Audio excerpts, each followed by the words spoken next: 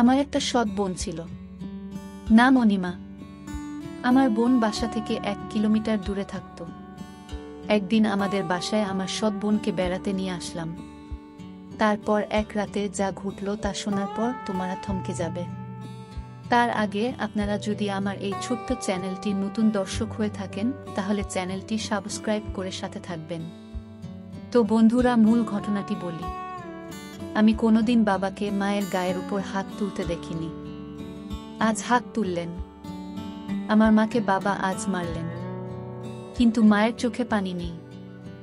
রাগে দাঁতে দাঁত চেপে কিডমিট করছেন। বাবার চোখ দিয়ে টলমল করে পানি পড়ছে। বাবা ভেজা গলায় বললেন, উঠতে বসতে যে সোহানার খোঁটা দেয় সে আজ মরে গেছে। এবার খুশি তো? এখন থেকে অন্তত আমাকে রেহাই দাও। সুহানা নামটা আমি আজ প্রথম শুনিনি। আগেও বহুবার মায়ের মুখে শুনেছি। মা বাবার সাথে একটু রেগে গেলেই সোহানার নাম ওঠে। আমি বারবার জানতে চেয়েছিলাম মায়ের কাছে কে এই সুহানা। মা মুখে ভেঙচি আকৃতি এনে ভাষাকে বিকৃতি করে বলেছিল, তোর বাপের প্রেমিক লাগে। আমাকে বিয়ে করার আগে সুহানার লগে তোর বাপের সংসার ছিল। বাবা মাথা নিচু করে সেদিন আমার সামনে থেকে চলে গিয়েছিল। বোঝাই যাচ্ছে নিজের ছেলের সামনে তিনি বেশ অপমানিত হয়েছেন। বাবার জন্য আমার বড় মায়া লাগে। মায়ের এই গালি প্রতিবাদ বাবা কোনোদিন করেননি, কিন্তু আজ প্রতিবাদ করেছেন। প্রতিবাদের ভাষা ছিল সজোরে একটি থাপ্পড়। বিগত বছরের রাগ বাবা একটি থাপ্পড়ে কমাতে পেরেছেন তো? আমি দুপুরের খাবার খেতে বসেছি, মা তরকারি দিচ্ছিলেন। বাবা এলেন হঠাৎ ঘরে। তখনই মায়ের হুঙ্কার। ঘুমিয়ে ঘুমিয়ে স্বপ্ন না দেখে তার সাথে গিয়ে দেখা করলে কি হইতো না করতাম আমি। এত বছরেও না কইরা ফিরতে পারছি। বাবা এগিয়ে এলেন, থাপ্পড় দিয়ে সোহানার মৃত্যু সংবাদ প্রকাশ করলেন। আমার গলা দিয়ে আর ভাত নামে না। বাবা ঘর থেকে চলে গেলেন। মায়ের দিকে তাকিয়ে বুঝলাম মৃত্যু সংবাদ শুনে রাগ একটু কমেছে। আমি খাবার রেখে নলকূপে হাত ধুয়ে ফেলেছি। মনটা কেমন খারাপ লাগছে। বাবা যে আজ আর দোকানে যাবেন না বোঝাই যাচ্ছে, তার চেয়ে ভালো আমি আরও এগিয়ে বসি। কাস্টমারকে চাল দিতে দিতে মনটাকে অন্যদিকে ঘুরিয়ে রাখা যাবে। রাত তখন 12টা হবে। আমি বই পড়ছিলাম। হুমায়ুন স্যারের মিসির আলী সমগ্র বইয়ের তন্দ্রাবিলাস আমার দুই চোখে তন্দ্রা কাটিয়ে দিল। দরজায় ঠকঠক। দরজার ওপাশ থেকে বাবার গলার শব্দ, রিয়াদ ঘুমিয়ে পড়েছিস? আমি কোনো জবাব না দিয়ে দরজা খুলে দিলাম। বাবা ঘরে ঢুকে আমার বিছানায় বসতে বসতে বললেন, ঘুম আসেনি এখনো? তোর সাথে গল্প করতে এলাম। বাপ বেটার গল্প অন্য কারো শুনতে হয় না, তাই এখন এলাম তো সমস্যা হবে না তো? আমি মুচকি হেসে বললাম, না বাবা, আমার আরো ভালো লাগছে যে তুমি এসেছো। আজ এই ঘরে ঘুমাও। মায়ের ব্যবহারে মন খারাপ করে থেকো না। বাবা পা তুলে আয়েশ করে বসলেন। ইশারায় আমাকে চেয়ার টেনে কাছে যেতে ইঙ্গিত করলেন। আমি কাঠের চেয়ার নিয়ে বাবার মুখোমুখি বসলাম। বাবা আমার দিকে কিছুক্ষণ তাকিয়ে রইলেন। তারপর দেয়ালের দিকে তাকিয়ে বললেন, তোর অনেক কিছু জেনে রাখা দরকার। আমি তোকে জানাতে চাই। আগেও জানতে চেয়েছি, সাহস হয়নি। ভেবেছি তোর মা যেমন অকথ্য ভাষায় কথা বলে হয়তো জানা হয়ে যাবে, কিন্তু তুই জানিস না কিছুই। শুধু একটি নাম জানিস, সুহানা। তুই এই নামটি তোর মায়ের মুখে শুনেছিস। যতবার শুনেছিস আমি লজ্জা পেয়েছি, বলতে পারিনি কিছু। আজ বলবো। আমি গভীর মনোযোগ দিয়ে বাবার গল্প শুনেছি। যে নাম নিয়ে মায়ের অকথ্য ভাষা, বাবার লজ্জা পাওয়া। অজানাকে জানতে অবশ্যই মনোযোগী হওয়া প্রয়োজন। দাদা এক নাগারে গল্প বলছেন, লুকায়িত এক গল্প।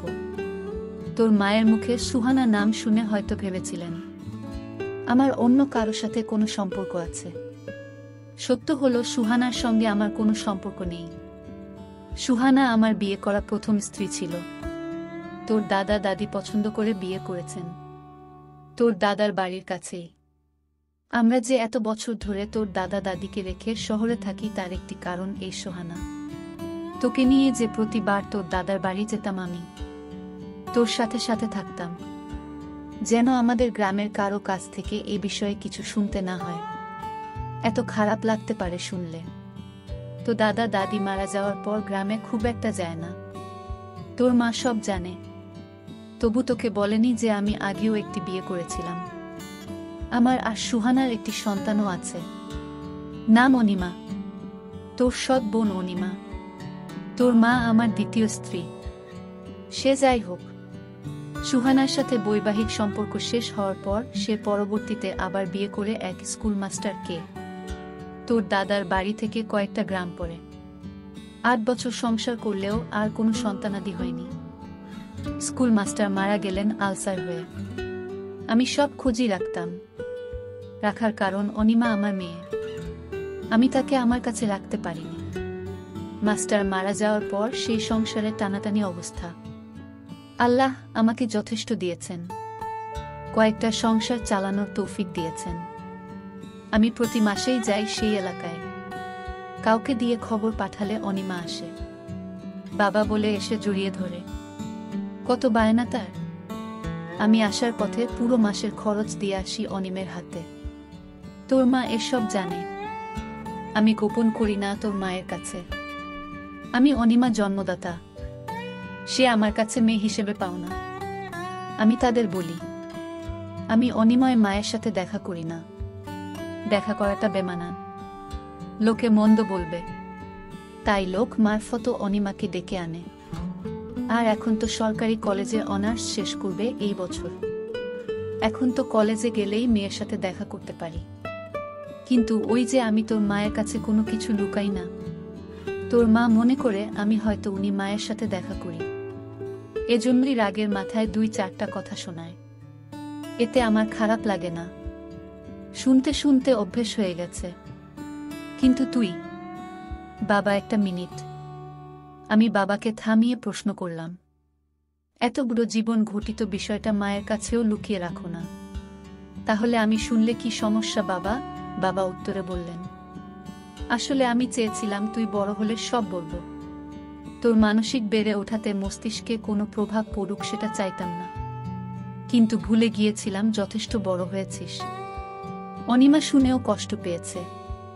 ও হ্যাঁ, অনিমা কয়েকবার বলেছিল তোকে সব জানাতে, আমি সাহস পাইনি। তবে বিশ্বাস কর, ওর মায়ের সাথে আমি দেখা করতাম না কখনো। কিন্তু আজ মৃত্যু সংবাদ শুনে না গিয়ে থাকতে পারিনি। তার উপর তোর মায়ের এমন কথাটুকু সহ্য হয়নি। তাই আমার কোনো ভাই বোন নেই এমন একটি আক্ষেপ ছিল সবসময়। আজ বাবার মুখে শুনলাম আমার একটি বোনও আছে, আমার বড় আপু, নাম অনিমা। কোনোদিন দেখিনি। বাবা দেয়ালের দিকে তাকিয়ে আছেন, চোখ দুইটা চলছে। সুহানা নামের মানুষটির জন্য বাবার চোখে পানি থাকাটা স্বাভাবিক। আমি বাবাকে প্রশ্ন করলাম, তুমি তাকে ছেড়ে দিয়েছিলে কেন বাবা? বাবা দেওয়াল থেকে দৃষ্টি আমার দিকে দিলেন, একটা দীর্ঘশ্বাস ছেড়ে বললেন, যে মানুষটা দুনিয়া ছেড়ে চলে গেছে তার সম্পর্কে কিছু না বলাই উত্তম। এতটুকু জেনে থাক, আমাদের মনের মিল ছিল না। তবে বুঝতে একটু দেরি হওয়াতে 4 বছর সংসার টিকেছিল। পরে আর টিকে নেই। সে অনিমাকে নিয়ে গেছে। আমার কাছে কোনোভাবেই রাখতে পারিনি। জোর করলে হয়তো পারতাম। আইনে গেলে অনিমাকে রাখতে পারতাম। থানা পুলিশ করে কোর্টে গিয়ে এত সব করতে ইচ্ছে হয়নি। আমি কিছু বলতে যাব তার আগেই বাবা কিভাবে যেন প্রসঙ্গ পাল্টে ফেললেন। আমাকে উদ্দেশ্য করে বললেন, মেঘনা দিয়ে এক ট্রলার ভর্তি ধান আসার কথা। মুন্সিগঞ্জ বাজারে পরিচিত পাইকারদের থেকে কিনেছি। সন্ধ্যায় আসার কথা। রাত 9টা অবধি বসেছিলাম, আসেনি। দোকানের ওদের কাছে নাম্বার আছে। সকালে আরও এগিয়ে একটু খোঁজ করিস তো। আসলে রসিদ দেবে, টাকা দিয়ে দিস। কথাটুকু বলে বাবা উঠলেন। উঠে সাথে সাথে চলে গেলেন না।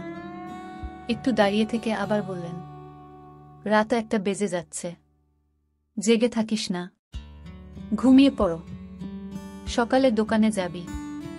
বাবা ঘর থেকে বেরিয়ে গেলেন। আমি চেয়ার আগের জায়গা নিয়ে এলাম। আজ আর তোমরা বিলাস পরে শেষ করা হবে না। বিছানায় গা এলিয়ে দিলাম। ঠিক 1 সপ্তাহ পরে বাবা হঠাৎ মারা গেলেন। আমি দোকানে ছিলাম। খবর পেয়ে ছুটে এসেছি বাড়িতে। বাড়ি ভর্তি মানুষ। কেউ মারা গেলে পরিচিত সবাই শেষ দেখা দেখতে আসে। মা বিলাপ করে কান্না করছেন। মায়ের মুখে শুনতে পেলাম, সকালে শুধু বলেছিলেন বুকটা ব্যথা করে, না ভেবেছেন খাওয়ার পর হয়তো এমনিতেই ব্যথা করছে। তাছাড়া ব্যথা তো ওটা বেশিও না। কিছু না বলে বাবা দুনিয়া ছেড়ে চলে গেলেন। আমার মাথার উপর বট গাছের ছায়া ছিলেন। নিজেকে খুব অসহায় লাগছে। এত বড় পৃথিবীতে নিজেকে একা লাগছে। আমার দুই চোখ বেয়ে অঝরে পানি পড়ছে। সান্ত্বনা দিতে এগিয়ে এলেন এলাকার কয়েকজন। মানুষের সামনে কান্না করাটা অন্য সময় হলে লজ্জাকর পরিস্থিতি হতো, কিন্তু এখন লজ্জা লাগছে না, শুধু পানি পড়ছে। এক এক করে সব আত্মীয় স্বজন এলো। শেষ বিদায়ের আয়োজন চলছে। কবর খুঁড়তে লোক গেছে কবরস্থানে। এ যেন এক অনুষ্ঠান চলছে, শেষ বিদায়ের অনুষ্ঠান। বাবা মারা যাওয়ার মাস পেরিয়ে যাচ্ছে। আমি আটতে বসে আছি।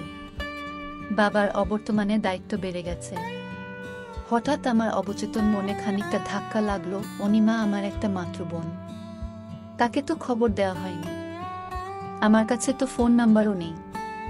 বাড়ি ও চিনি না, কোনো গ্রামে থাকে। বাবাকে শেষ দেখা হয়নি তার। এটা তো তার প্রতি মস্ত বড় অন্যায় হয়েছে। মায়ের কাছে কি তাদের বাড়ির ঠিকানা আছে? না, মাকে কিছু বলা যাবে না। দাদার বাড়ির কেউ কি জানে? ভাবতে ভাবতে হঠাৎ মনে পড়ল, বাবা বলেছিলেন অনিমা আপু ঢাকা সরকারি কলেজ থেকে অনার্স শেষ করবেন এই বছরে। আমি বসা থেকে উঠে দাঁড়ালাম। একটা বন্ধু ভুল হয়ে গেল। আপুকে বাবার মৃত্যু সংবাদ জানানো দরকার ছিল। ঢাকা সরকারি কলেজের দক্ষিণ দিকে অনার্স ভবন। আমার পরিচিত কেউ নেই এখানে। অনার্স ভবনের সামনে অনেকেই আছে। আমি এগিয়ে গেলাম। সবাই বয়সে আমার বড়। একসাথে 32 জন কথা বলছে দাঁড়িয়ে। আমি গিয়ে সালাম দিলাম। জানতে চাইলাম অনার্স শেষ বর্ষের অনিমা নামের কাউকে চিনে কিনা। সাথে সাথে একজন ডান দিকে তাকিয়ে একটু গলা উঁচিয়ে বলল, এই অনিমা, তোকে কেউ খুঁজতে আসছে। আমার চোখ দুইটা যেন অপেক্ষা সইছে না। কেউ একজন এগিয়ে আসছে। আমার বয়সে বড় হতে পারে। তার বয়স আনুমানিক 30। দেখতে খুবই সুন্দর। ইচ্ছে করছে এখনই চিৎকার করে বলি, আমি তোমার একমাত্র ভাই রিয়াদ। কিন্তু বলতে পারিনি। আমার গলার স্বর কি ভেজা বুঝতে পারছি না। আমাকে খুঁজছ? কে তুমি? আপনার কথায় কি বলবো ভেবে পাচ্ছি না। আসলে কি আমি পরিচয়ের শুরুটা কিভাবে করব? মুখ ফুটে বললাম, আপু আপনার সাথে কিছু কথা আছে, খুব জরুরি। একটু এদিকে আসবেন। অনার্স ভবনের সামনে দূর্বা ঘাসের শীতল পাটির মতো বিছানা পাতা। আমি আপুকে নিয়ে একটু আড়ালে গেলাম। আপুর কৌতূহলী চোখ। হঠাৎ বললাম, আমি দুপুর থেকে এসেছি। আমার নাম রিয়াদ। কথাটুকু বলে আপুর দিকে তাকালাম। আপু নির্বাক, চোখের পলক পড়ছে না। চোখ দুইটা ভিজে উঠল আমার সামনে। আর একটু এগিয়ে এসে আপু বলল, তোমাকে দেখার ইচ্ছে ছোটবেলা থেকে। আমার একটা ভাই আছে, আর তাকে আমি কখনো দেখিনি। এই কষ্টটা আমার অনেক বছরের। কত বড় হয়ে গেছো তুমি। আমার দৃষ্টি নিচের দিকে। ইচ্ছে করছে নিজের চোখের সাথে যুদ্ধ ঘোষণা করি। আমার চোখ থেকে এখন যেন কোনো পানি না পড়ে। আমি চেষ্টা করে যাচ্ছি আটকাতে, আর পারলাম কই। এরই মধ্যে আপু আবার বলল, বাবা মারা যাওয়ার দিন গিয়েছিলাম তোমাদের বাড়িতে, আর আওলাদ নামের কেউ একজন ফোন করেছিল। তোমাদের বাড়ির ঠিকানা নিয়ে গিয়েছিলাম। 20 মিনিটের মতো ছিলাম। সবাই কান্না করছে। মানুষের ভিড়ে আমিও বাবার মুখখানি শেষবারের মতো দেখে নিয়েছি। দেখে কান্নাও করেছি। কিন্তু কেউ জানে না আমি কে। তোমাকে খুঁজেছি, জিজ্ঞেস করিনি কারো কাছে। বাবার কাছে শুনেছিলাম তোমার নাম। কেউ একজন বলছে রিয়াদ কাপড় কিনতে গেছে। আমি আর সেখানে থাকিনি, চলে এসেছি। মাথা তুলে তাকাতে খুব ইচ্ছে করছে, কিন্তু চোখের পানি লুকাতে পারবো না। আপু আমার চোখের পানি মুছে দিচ্ছেন। বড় বোনের বুঝি এত মমতা থাকে, এত দাম থাকে? আপু আমার চোখের পানি মুছে দিয়ে বললেন, তুমি ছোট হলেও এখন তোমার দায়িত্ব অনেক। মায়ের দিকে খেয়াল রেখো। আমি বাড়ি থেকে আসার সময় 20,000 টাকা নিয়ে এসেছি। পকেটে হাত দিয়ে টাকাটা বের করে আপুর হাতে দিয়ে বললাম, আমি এখন আর ছোট নেই আপু, অনেক বড় হয়েছি। মায়ের খেয়াল যেমন রাখতে পারবো তেমনি আপুর জন্য এই ভাইটি আছে। আপু একটু চমকালেন বোধ হয়। তারপর টাকাটা আমার হাতে দিয়ে বললেন, আমি তোমার চেয়েও বড়, এখন আমার টাকা লাগবে না। মামার বাড়িতে থাকি এখন। আমি টাকা ফেরত না নিয়ে বললাম, টাকা নিতেই হবে আপু, সব দায়িত্ব এখন থেকে তার ভাইয়ের। বাবা শুধু আমার একার নয়, তোমার বাবা। তোমার অধিকার আছে, আমাকে শুধু আপু ডাকতে দিও, বঞ্চিত করো না। অনার্স ভবনের সাক্ষী হচ্ছে 2 ভাই বোনের চোখ থেকে গড়িয়ে পড়া পানি। সামনে এগোচ্ছি। আর থেকে যেতে হবে, আরব থেকে বাড়িতে না, কয়েকদিন ধরে মনোহরা থাকে। মায়ের কাছাকাছি থাকাটা দরকার, গল্প করা দরকার। সব দায়িত্ব এখন আমাকে পালন করতে হবে। রিকশায় উঠে কিছু দূর এসে পেছন ফিরে দেখি আপু তখন আমার চলে আসা দাঁড়িয়ে দেখছে। যেন ভাইকে বিদায় দিতে মন যাচ্ছে না। তার কিছুদিন পর আমি আপুকে বললাম, আপু তোমাকে আমাদের বাড়িতে নিয়ে যেতে আসলাম, কিছুদিন আমাদের বাড়িতে চলো, একটু ঘুরে ফিরে আসো, ভালো লাগবে তোমার। আমি আর না করলাম না।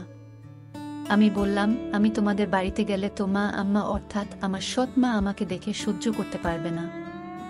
আরে না আপু, কিছু হবে না, তুমি এসব কথা বাদ দিয়ে চলো আমার সাথে। আমিও ভাইয়ের কথায় মায়ের টানে আমি চলে গেলাম তাদের বাসায়। আমাকে আমার সৎমা দেখে মুখটা কেমন যেন আধার করে ফেলল। আমি এতে কিছু মনে করলাম না, এটা আমি স্বাভাবিকভাবেই নিলাম ব্যাপারটা। বাবা মারা যাওয়ায় মায়ের কষ্টটা অনেক বেড়ে গেল। আপু, আমি তোমাকে এখন থেকে কষ্ট করতে দেব না। যা প্রয়োজন তুমি আমার কাছে চাইবে আমি দিব, কারণ আমার একটা মমতাময়ী বোন আছে। আমি তা জানতাম না। আমার বাবার মৃত্যুর কিছুদিন আগে আমার সাথে বলেছে তোমার কথা, তাই আমি জানতে পারলাম যে আমার একটা বোন আছে। আজ আমি অনেক খুশি এমন একটা বোন পেয়ে। আমার মা আমার সাথে বলতো তোর কোনো ভাই বোন নেই, কিন্তু বাবা আমাকে মৃত্যুর আগে বলে গেল বাবা এতটা দায়িত্বশীল ছিল যে আমাকে কোনদিন কষ্ট কি জিনিস বুঝতে দেয়নি। যেন আপু আমার মা আমার বাবাকে প্রতিদিন কত কথা বলতো। এর একটাই কারণ, বাবা তোমার সাথে দেখা করত, তাই এটা বাবা আমাকে বলে গেছে। বাবা কোনোদিন মায়ের কথায় রাগ করেনি। এসব গল্প করছিলাম, হঠাৎ মায়ের ডাক পড়ল, কি রে তোরা খাইতে আয়। আমার টেবিলে গিয়ে বসে দুপুরের খাবার শেষ করলাম।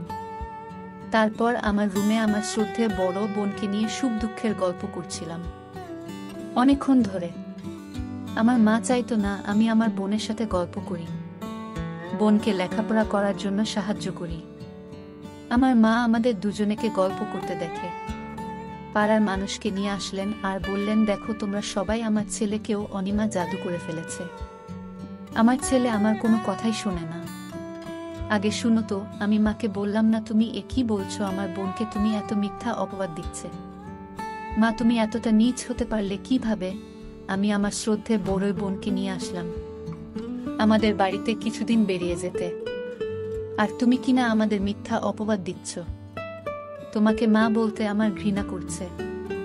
মা, আমরা ভাই বোন, আমরা রুমে বসে বাবা আর তোমার জীবন কাহিনী নিয়ে আলোচনা করছিলাম, আর তুমি কিনা গ্রামের মানুষকে বলছো আমার বোনের সাথে।